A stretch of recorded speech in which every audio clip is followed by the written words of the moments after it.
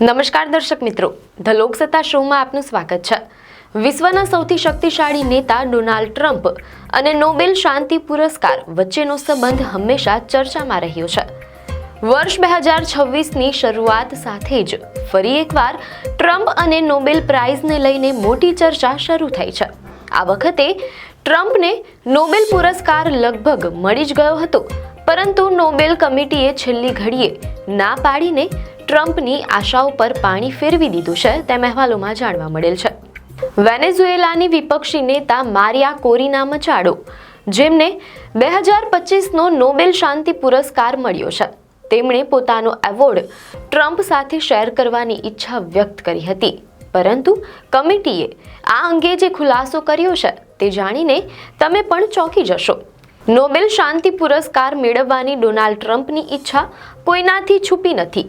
2025માં ટ્રમ્પે આ એવોર્ડ માટે ખૂબ પ્રયત્નો કર્યા, પરંતુ તેઓ ખાલી હાથે રહ્યા। હવે જ્યારે વેનેઝુએલાની નેતા મારિયા કોરિના મચાડોએ જાહેરમાં કહ્યું કે તેઓ પોતાનો નોબેલ પુરસ્કાર ટ્રમ્પ સાથે વહેંચવા માંગે છે, ત્યારે ફરી એકવાર આશાનું કિરણ જાગ્યું હતું। ટ્રમ્પે પણ આ ઓફરને તુરંત સ્વીકારી લીધી। મીડિયા અહેવાલો અનુસાર 8 જાન્યુઆરીએ મીડિયા સાથે વાત કરતા ટ્રમ્પે કહ્યું કે જો મારિયા મચાડો પોતાનો પુરસ્કાર તેમની સાથે શેર કરે છે તો તે તેમના માટે ખૂબ જ સન્માનની વાત હશે। આ ચર્ચા અંગેની ખબર જેવી નોબેલ કમિટીને પડી કે તરત જ હોબાળો મચી ગયો। શુક્રવાર 9 જાન્યુઆરી 2026ના રોજ નોર્વેજિયન નોબેલ કમિટીએ એક સત્તાવાર નિવેદન બહાર પાડીને ટ્રમ્પ અને મચાડોની આ યોજના પર બ્રેક લગાવી દીધી છે। મીડિયા અહેવાલો અનુસાર કમિટીએ સ્પષ્ટ શબ્દોમાં કહ્યું કે એકવાર નોબેલ પુરસ્કારની જાહેરાત થઈ ગયા પછી તેને રદ કરી શકાતો નથી, વહેંચી શકાતો નથી કે અન્ય કોઈ વ્યક્તિને આપી શકાતો નથી। કમિટીએ જણાવ્યું કે વિજેતાની પસંદગી કર્યા પછી તે નિર્ણય કાયમી હોય છે અને તેમાં કોઈ પણ પ્રકારનો ફેરફાર શક્ય નથી। નોબેલ ઇન્સ્ટિટ્યૂટ પાસે વિજેતાઓ દ્વારા પુરસ્કાર વહેંચવા અંગે અનેક પ્રશ્નો આવતા હોય છે, જેના જવાબમાં તેમણે સ્પષ્ટ કર્યું કે આ એવોર્ડ કોઈ ખાનગી મિલકત નથી જેને ઈચ્છા મુજબ કોઈને પણ આપી શકાય। બીજી તરફ ડોનાલ્ડ ટ્રમ્પ પોતાના દાવાઓ પર અડગ છે।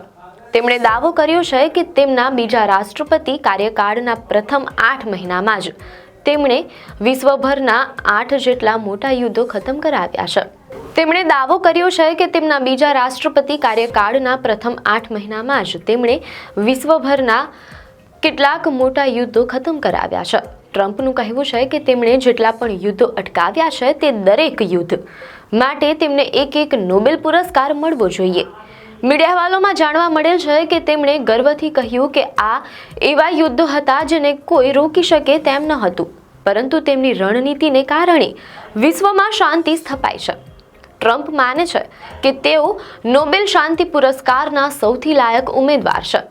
થોડા સમય પહેલા જ ટ્રમ્પના આદેશ પર અમેરિકી સેનાએ વેનેઝુએલાની રાજધાની પર હુમલો કર્યો હતો।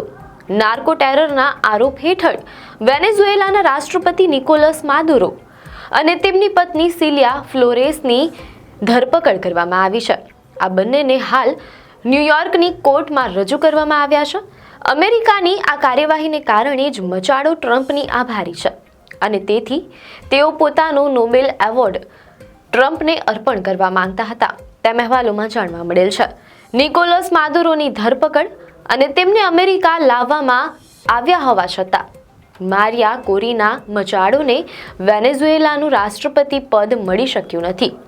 રાજકીય દાવપેચને કારણે વેનેઝુએલાની એક્ઝિક્યુટિવ વાઇસ પ્રેસિડેન્ટ ડેલ્સી રોડ્રિગ્ઝે માદુરોની જગ્યા લીધી છે અને તેઓ અત્યારે રાષ્ટ્રપતિ તરીકે કામ કરી રહ્યા છે।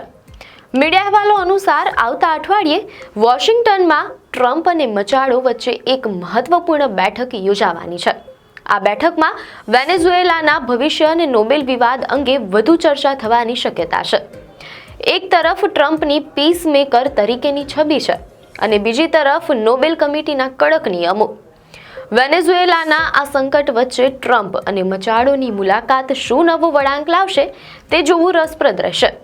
તમારા મંતવ્યો અમને કોમેન્ટમાં જરૂર જણાવશો। આપને માહિતી સારી લાગી હોય તો વિડીયોને લાઇક અને શેર કરજો, ચેનલને સબસ્ક્રાઇબ કરજો।